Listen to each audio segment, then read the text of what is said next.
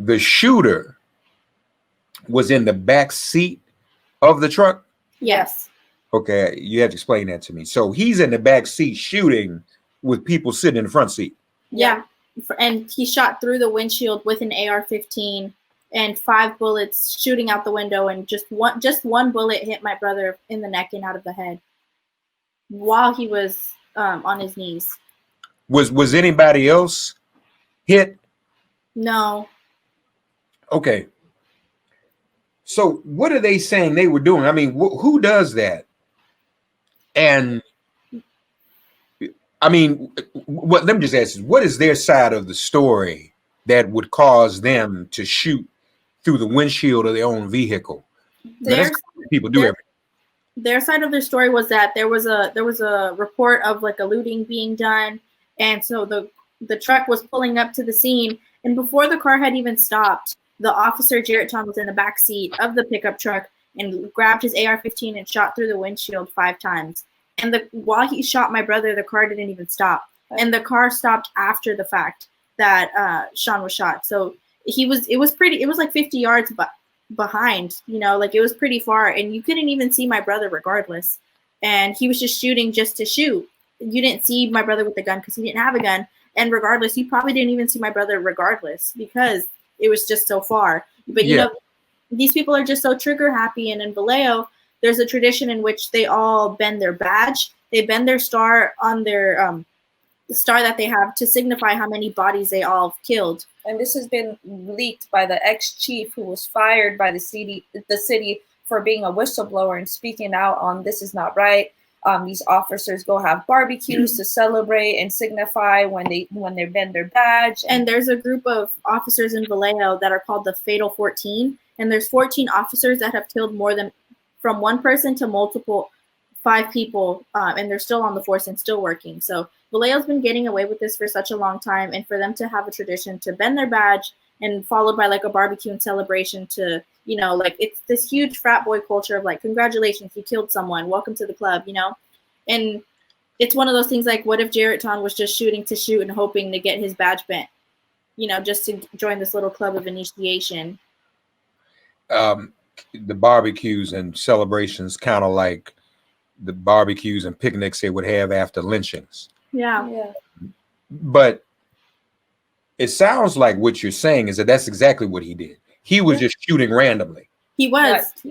Because to this day, it's one of these things where the way Chief Shawnee Williams said at the press conference, right, that he saw that Sean on the footage, wherever he saw it or heard it from one of the other officers, that Sean was on his knees with his hands up.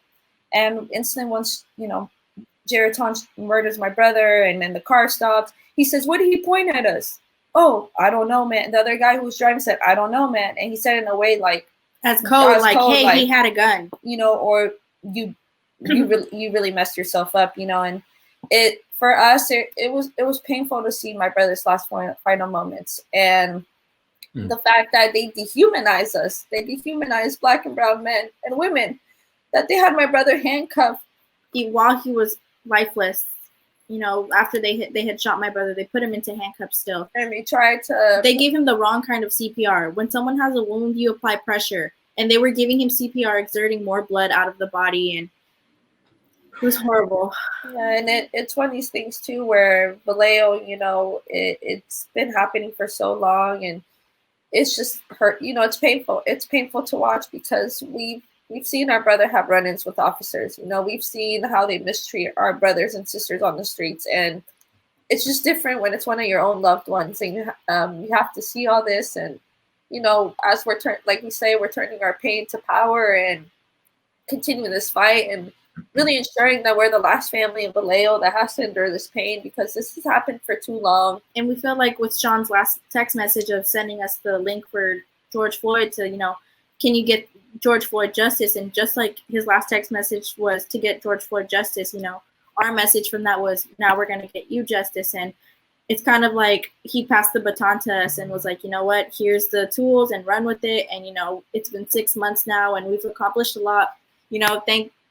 A huge thank you to the community and, to the man above that we have the strength to get up every day and do the work we do. And It's been 6 months that we've gotten the DA to recuse herself, who's been justifying all these murders. And we've gotten arrested at the governor, Gavin Newsom's home 2 months ago. And finally, yesterday, we got our charges dropped.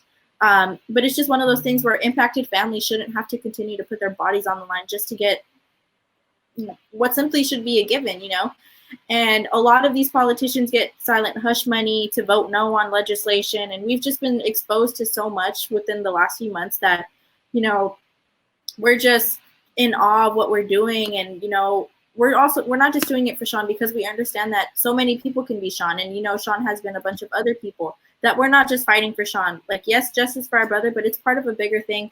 And it's part of, you know, fighting for a bigger system that has been deeply rooted since 500 years ago, you know, when police were started as slave capturers, you know. So we're very clear on, you know, the vision and the goal. The goal is abolition eventually, you know, but for now we can defund and reallocate funds to Black and brown communities and businesses. And yeah.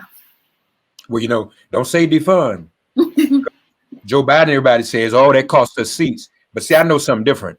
Yeah. Everybody I've talked to who's a pollster and deals with these numbers said that defund actually mobilized more 18 and 29-year-olds to get out and vote. And that's what counts. So we don't need to yield on none of that. So I appreciate you not letting that go. So let's just go back for a minute again. You got the district attorney to recuse. Yeah. 2 weeks after our brother was murdered, we pulled up to her office. We pulled up in a yellow school bus randomly. We pulled up in a yellow school bus with like 40 people slapping Lil Boozy, F the police.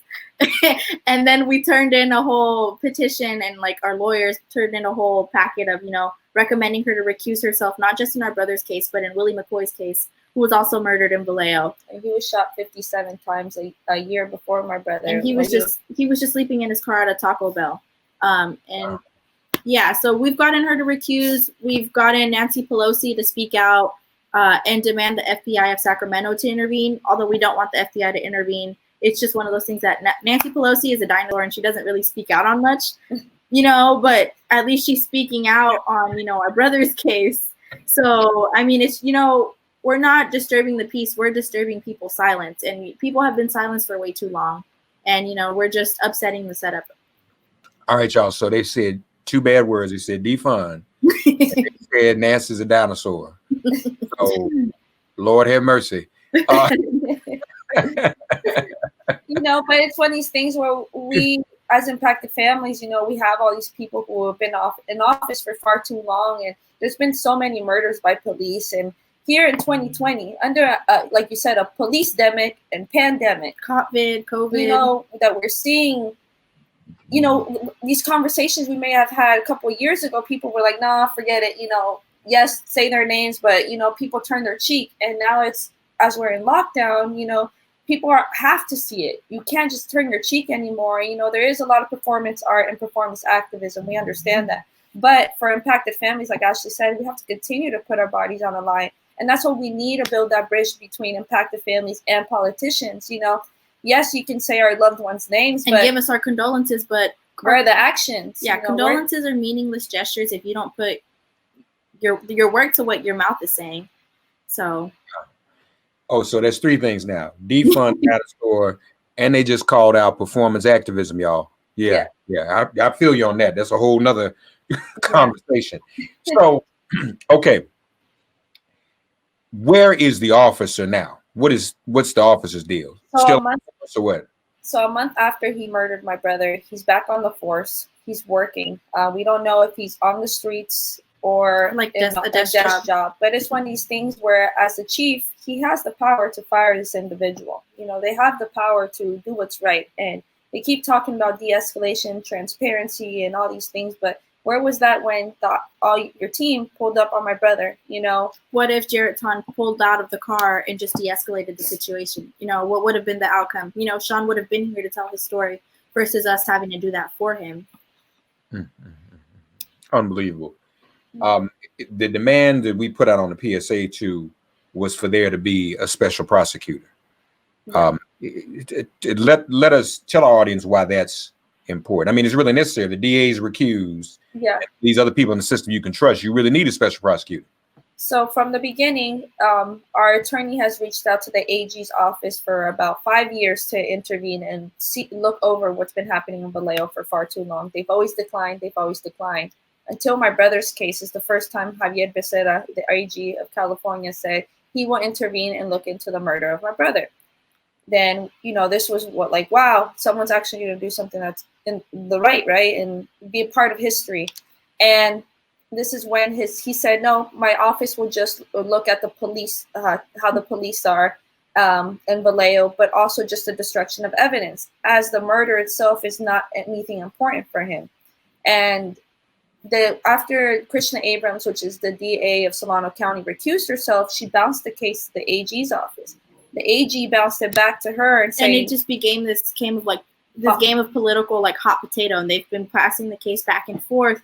And it wasn't until, it was a 4-month anniversary of our brother's murder that we were like, you know what, let's just figure something out ourselves. Let's organize and see what we can do. So we pulled up to Governor Gavin Newsom's home and got arrested with 17 other protesters. And our demands were to appoint a special prosecutor, to fire Jarrett Ton, and to fire those that were involved in the destruction of evidence. And it wasn't until then till we really got a lot more attention, especially from Gavin Newsom, him being a San Francisco native, being our neighbor, or our mayor, and then just being our governor now. You would think that he would be on the side and hear out impacted families and stories, but here we were welcomed with 30 plus officers being arrested, spent 23 hours in county jail, suited up, got put in our pods and everything. And it was really, and I had a moment to myself when I was like, wow, Sean, I was praying to God, and I was like, things we have to do to get an answer. And it wasn't until we got the attention from Gavin Newsom that he kind of like nudged AG Becerra, and the Attorney General didn't do much until maybe 2 weeks ago, that he had agreed to have a sit down finally with our family. But 2 days after he agreed to have that sit down with us was when he got promoted to be like the health advisor for Biden. So it's just one of those things, like, are you just trying to tie up loose ends so you can say you did this and now you're going to DC? Or are you really trying to do what you need to do? And so it's just one of those things, like, these cases take a really long time, but we're not letting up, and we'll continue to target who we need to target to get to the goal.